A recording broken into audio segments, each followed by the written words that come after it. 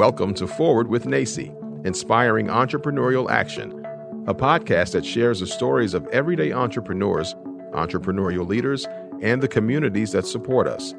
We hope that this diverse collection of stories brings you inspiration, inspires you to take action, and ignites entrepreneurship in your community as we make our way forward together. Welcome to this episode of Forward with NACCE.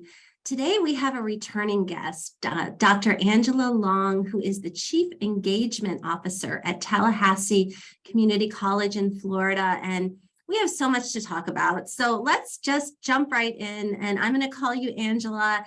And why don't you just tell us, Angela, how you're doing today and maybe share with our listeners around the world a little bit about you. Thank you so much, Dr. Corbin, and I'll call you Becky. Becky and I are good friends. I'm so honored and grateful to have this connection with NACCE, with her leadership and the leadership of the organization. So as she mentioned, I am the Chief Engagement Officer at Tallahassee Community College, which is a fun title. There's actually a book out there called The New CEO. And my president hired me specifically to oversee three things. Number one, the strategic plan of our institution. Often we map out our pillars and what we're focused on, our goals, mission, vision, right? But rarely are people able to quote it.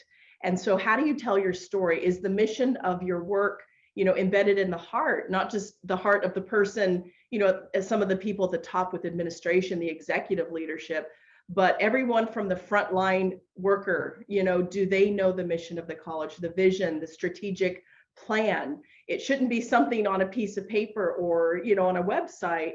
And so for me, my role here is to really help this college where I work, Tallahassee Community College, tell its story. I also run the President's Leadership Institute, and I work with our president to, help others lift them up. And so we encourage people throughout the campus to present at national conferences and really nominate, golden people to have opportunity that normally wouldn't see themselves in that role. But as Becky mentioned, not only do I work here at Tallahassee Community College, I've been very blessed. I've got an amazing story, at least I feel I do, but my life is just, I could really write a book about my life. But when I was in high school, I will say, Becky, I didn't want to go to college right away. I said, oh, it's grade 13. And an opportunity came for me. I actually won a scholarship. It was a little bit shocking. For me, it was a journalism scholarship. And I had to go, and the local community college opened their doors to me. And I have to tell you, it changed my life. And there was something about the community college that just drew me. People were friendly. I wasn't a number, I was a name. I had really good grades, and I got involved in track and field, and just something changed for me. And at that moment I said, you know what, maybe I have opportunity to impact education, not just small scale, but large scale. And so my journey began. I went straight through. I got my undergrad in elementary education. So I am a licensed elementary school teacher. Some people don't know that. I have a master's in school counseling, and then my doctorate, not shockingly, is in community college leadership. And so I'm just, as you said, how am I doing today? Great. Every day, Becky, is a gift. And I believe this with all my heart. When you see things in life, and we all go through trials, we all experience hardship from time to time. It's part of the human story, right? But I think we learn from those hard moments, just to be grateful. Gratitude to me is everything. And what I want to start off with our conversation, and then I'll let you ask your next question, but really don't underestimate who you are, because I think often we look at ourselves and say, well, what could I do? How would I even make that impact? And I don't think one person realizes the potential of who they are. And so I hope today with this conversation with the listeners, that somebody's going to walk away and be inspired to say, you know what, I'm going to take that next step and take a risk, because you just might be the person that changes the system for good. Oh, I love that's such a great intention to start the day. And, we've been doing this podcast. This is our second year. So we've reached people in 51 countries and 750 American cities. And that's always the spirit of that we enter into telling these stories. And I think your story is particularly impactful because you really saw that somebody believed in you, right? And that's what you've dedicated your work to. And I've seen you in action, and I imagine at times you might get stuck, but you're one of those people that always operates above the line. Like you seem like you always try to give to others. And I think that's what we're going to try to do today. And kind of leaning into a story of how you and I met, which I believe maybe it was 5 years ago now. You reached out to me kind of through a cold call, through an introduction of a mutual friend, somebody that we both admire very much, President Madeline Pumariega, who's now leading Miami-Dade, the largest or the second largest, I know it always flips back and forth, college in the country. And so we've learned a lot from that experience, but it got us involved in a book writing project. And I have a copy of your book right in front of me, Overcoming Educational Racism in the Community College, Creating Pathways for Success for Minority Impoverished Student Populations. That's kind of a heavy topic. And I know we've interviewed you on that before, but what I'd like to get into is really this sort of book writing world. It was new to me, and you actually introduced me to that, and you and I grew through the process, and we grew, I think, a very robust friendship. Yes. But tell us, how did you get involved with writing a book and then becoming an editor of a book? And it sounds like you might have an idea for a future book in your pocket. Excellent. Thank you very much. Yes. So it's amazing, honestly, how we met. And I think it was part of our path to meet, because we still have work to do. But how I jumped into the publishing world was really remarkable, I'm going to tell you, because it was always on my heart. I always felt like, okay, there's a book out there. I will say, when I was in graduate school and I was working on my research, I ended up working with the National Center for Education Statistics. And they actually invited me to say, Angela, if you would like to tap into our data pool, national data pool, we will allow it. It was a little bit intimidating. I had to sort of sign my life away, but I worked with a statistician, and I focused on students that had GEDs. Most people don't realize that 1 in 7 Americans actually has a GED. It's not a small population. And the story actually goes way back from there. When I was in graduate school, I worked in the advising center, and I also was a chief examiner for the GED test at the community college. And I did that part-time, and I started noticing patterns of these students, very smart, intelligent, just capable people, but they were walking away within 2 weeks of enrolling at the community college once they had earned their GED. And I thought, what's going on? And so I just started this journey of asking questions. I wanted to know why. And I will tell you, out of 365 students that I had worked with at this local community college, this is in Oregon, Quad Community College, only 11 went on to actually get a 2-year degree out of 365, and all of them were given scholarships their first semester. It bothered me. So I started calling around, find out, this is the story across the country. So when I started looking at the research, I knew a book should come from this. You know, it's amazing how sometimes your calling, you don't necessarily head towards it, but it falls in your lap. And so for me, I realized, okay, this is part of my calling, is to do this investigative research. So looking at this national data set, I found that students that had GEDs, they dropped out at a faster rate within the first few weeks of college. But those that persisted actually had higher GPAs. They tended to be older, female, have dependents, and it was really life or death for them to get their education. Well, my heart was drawn to this. So Becky, I took a group of students. I was working at the time at Santa Fe College in Gainesville, Florida, and amazing experience. They ended up becoming an Aspen Prize College. And so when I was there, they actually allowed me to take a group of students with GEDs. We started a program and went up to DC, and I had them speak before White House staff. It was quite an amazing experience. before the American Association of Community Colleges. In one of those meetings, I actually had a gentleman come up to me. He said, Angela, he said, if there's anything I can do to help you, please let me know. And his name was Dr. Christopher Mullen, and he was the policy analyst for the AACC National. And I have to tell you, it planted a seed in my heart. We came home. Students were excited. They got to share their story. There were tears in those meetings because they shared a lot about what they had been through, and everybody has, you know, a story.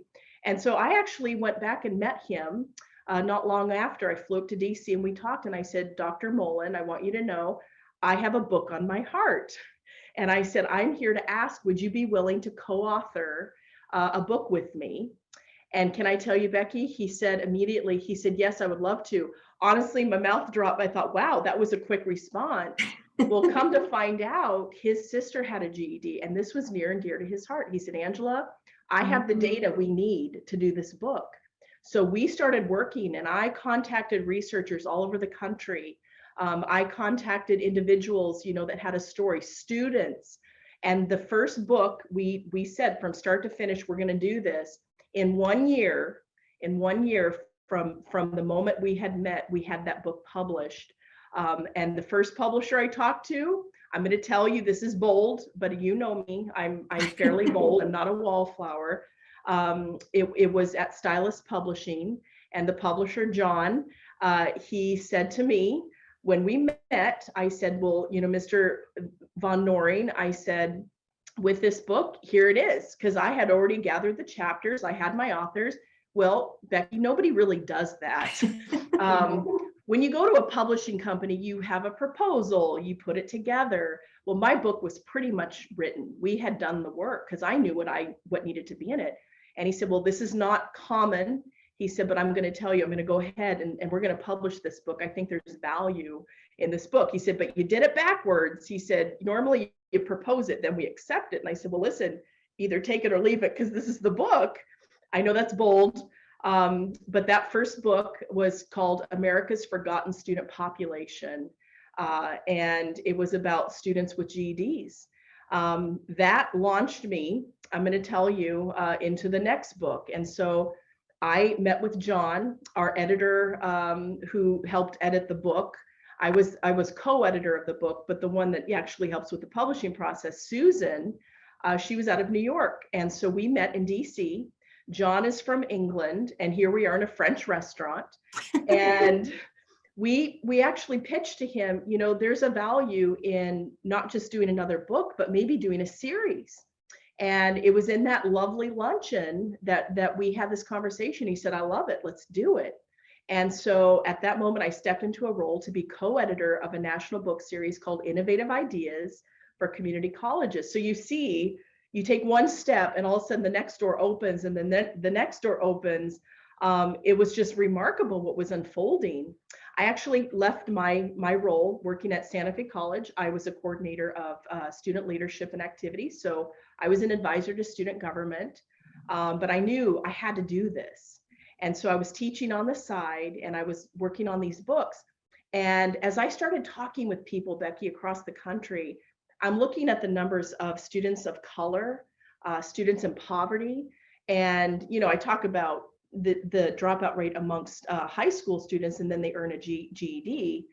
But when you look at students of color coming into a community college, I don't know if people realize, but 50% of all community college students drop out within the first year. This is national. Of those that are students of color, 70% drop out within the first year, 70%. For students of color that actually persist, only 10 to 12% go on to earn a college degree. And when I saw the numbers, I have to tell you, it hit me in the heart. And I said, this is a book. We've got to do this book. And so I just began to make phone calls. And one of the first calls I made was to Dr. Eduardo Padron, who then was the president of Miami-Dade. And he's obviously has quite the legacy. And he said, Angela, I'd love to help. I just began to knock on doors. Becky, I literally took trips to DC, and I would knock on doors. I would go to policy analysts. I would say, can you help me? And I have to tell you, every person I met with, not only did they agree to be a part of the book, they said, this is timely. And so that is actually how I ended up meeting you. was through Madeline Pumariega, who was chancellor of the Florida college system, but she started the Idea Center at Miami-Dade, and that was in that second book. And so I'm just very, very excited to see what's happening even today, because as we move forward, I actually want to partner with you, with NACCE, to focus on our next book, which is on the future of work and learning, and what does that mean, for community colleges and the leadership. Yeah, it's so timely. And I think when I have worked with you and just getting to know you, you really think with an entrepreneurial mindset. Some people think, okay, if I'm an entrepreneur, it means I have to invent something or I have to start my own business. That is not the case. I mean, it's really growth mindset, right? It's not looking at a problem that is so huge that you get stymied and stuck. You start to think about, how can I really understand what the problem is, define it, and then really think about some solutions. And I know a lot of people have read your book. We've featured your book at our conference, including our 20th anniversary conference that we just finished last week. And just, it continues to live on, right? And it continues to kind of ignite that curiosity, right? Because that's what I have learned from you, and what I see and I feel from you is really that why, and constantly. And if you ask why enough, a lot of times you get really to the heart of the issue. And I think ultimately the book that you and I collaborated on was ambitious. So you made me do it the right way. So I didn't write it first. So just for anybody who might be thinking about writing a book in your future, a lot of times you have to really come up with a proposal, right? Why are you writing this book? What is the market for this? And so actually in the process of writing that book that we did together, Community Colleges as Incubators of Innovation, it really caused me to think about, what is the community college role in trying to not only spur on economic development and more creative experiential teaching, but really innovating at the core level. And I think that's the work that we're doing together. And that's what I'm excited about going into the future. So I know we don't have a whole lot of time left, but I know a lot of what you think about in terms of your next project that you're mulling over for the future of workforce. Why don't you share with our audience some of the things that you see for the future? I mean, you've worked in a community college, in multiple community colleges, in multiple roles. Now you're in a very senior level working for Dr. Jim Murdaugh, who is your boss and is sort of my boss too, because he's on the NACCE board. So we both look out in that equation. But share with us, Angela, in the spirit as we enter into Thanksgiving and the harvest time, not only things that you're grateful for, but what you see in the future as impacting higher education. Wow, thank you. That's a really excellent question. Well, I will say this, community colleges to me are really, really special. And in this sense, some say that community colleges are the Ellis Island of higher education, because people come to us, we're open access with hope in their heart. They have a dream. I don't know any student that enrolls and says, you know what, I'm just going to go through the application process and 2 weeks later, I'm going to drop out just for the fun of it. I don't know anybody who does that. Yet there are vast numbers of students out there, of people that are just trying to find their place and their purpose. And we, as a workforce engine of America, community colleges have a role that universities really don't, in terms of how we're addressing the needs of the community. But not just that, it's the innovation. And I think as we're looking to the future and we're thinking about the future of work, and we're thinking about, what is learning going to look like? It's already moving very quickly. They say 85% of the jobs we train for today won't exist by 2030. Well, what does that mean? Right. When we think about our students, many of the students that are coming into the system, number one, they need to know, do they have a sense of belonging? Do they see their future selves, moving forward? Because a lot of people, they're very talented, but they don't see themselves as being talented, or they don't think they're good enough, or they're worthy enough. And I think it's our mission is we need to find people to say, you know what, not only do you belong, but you have a bright future ahead of you. You have something to offer in society. And this is why I love entrepreneurship, just the mindset so much. And again, it's not about, it's great, own your own business. That's a side of it. But the thinking behind it, it's looking at, how do I solve problems unique to my community, unique to my institution, right? and be the change agents that are changing the future. Because a lot of the students that we are embracing right now, they're part of the story. They're part of our communities. They're part of building back our societies, and they're going to contribute, to either making or breaking our society, in the sense, if we don't tap in to the human lives that surround us and let many of these students, especially in poverty, know, hey, you matter, and here's an opportunity, come through our doors and we're going to help you achieve your goals. These are the very people that we are learning from, And so when I think about moving forward and just the gratitude, again, I go back, don't ever underestimate the value of your life. And I say this to your audience, to you, because every person, I believe, has purpose. And we are living in a society of lack of purpose. And a lot of people walking around, they don't know why they're here. I see it all the time, even students, why am I here? Why am I even on this earth? And, unfortunately, Becky, the number one cause of death today is suicide. And going through the pandemic, many people are questioning their lives, or questioning, well, what is my purpose? And, what's my future? And some are very discouraged. But I want to give a word, I want to say, of encouragement in this sense. Don't underestimate your life, the value of your life, what you can contribute, the opportunity to change something in your society, in your community.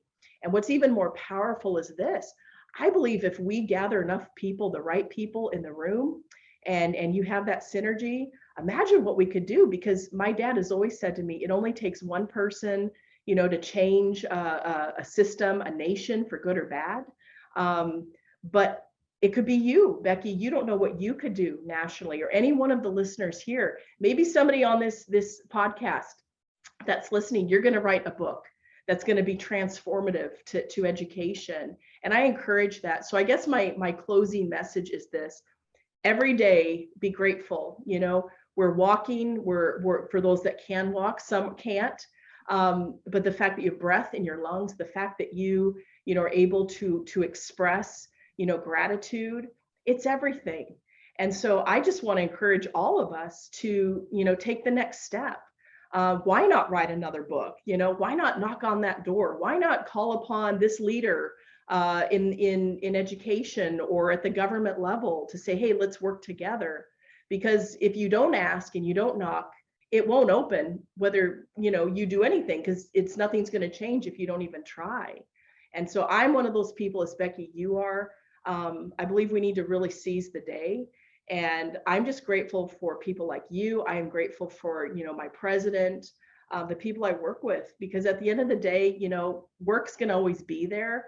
But what is the legacy each of us are leaving when we are no longer on this earth? When people hear your name, what are they going to think about? What will they remember? That's what we need to be thinking about, is what are we leaving? What seeds are we planting that will become, huge oak trees?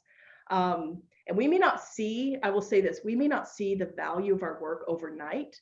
I think sometimes people get tired because they work so hard, and sometimes you don't see it, but it may not be in the season you think it's to come. And so don't ever lose hope, don't ever get weary where you just say, I'm done. And I say this to many presidents, because often, we talk about our students and encouraging them, but we need to encourage our administration.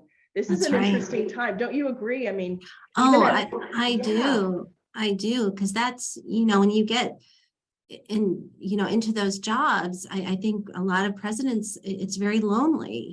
They're shouldering a lot of responsibility, and I know people don't see that. And I have the privilege of working with hundreds of them around the country, and I know how much they care. And I think what you're talking about, people like yourself that take it upon themselves to encourage others, because you just don't know. You people get discouraged, and sometimes you don't see it. And I think that's really that sense of community. And I think also we had talked about this before, of looking at things in terms of a long game. We're going to stumble along the way, where it might have misunderstandings. I know even when you and I were going through the book project, I remember I called you one Saturday. I was at my son's game, and I just didn't want to do it anymore. I just felt very discouraged. I got all the chapters back, and it was really messed up. And you took my call on a Saturday and you just said, you know what, we're going to get through this. We are going to come up with a solution. And I think whether it's a book or whether it's a job or whether it's a family situation, I think having people that you can trust to just kind of pat you on the back and say, it's okay. You know, it is messed up right now, but we're going to fix it. And I think you and I, and many, many others around the country have that unique opportunity. And I don't ever take it for granted because I know how precious it is to be in this space. So I want to thank you, Angela. I just know people listening to this are going to get uplifted by this today. And if you want to find Angela, you go to the Tallahassee Community College website and Google Dr. Angela Long, Chief Engagement Officer, and you can learn more about her work. So I wish all of our listeners a wonderful day and tap into your passion and let's all make the world a better place. Thank you.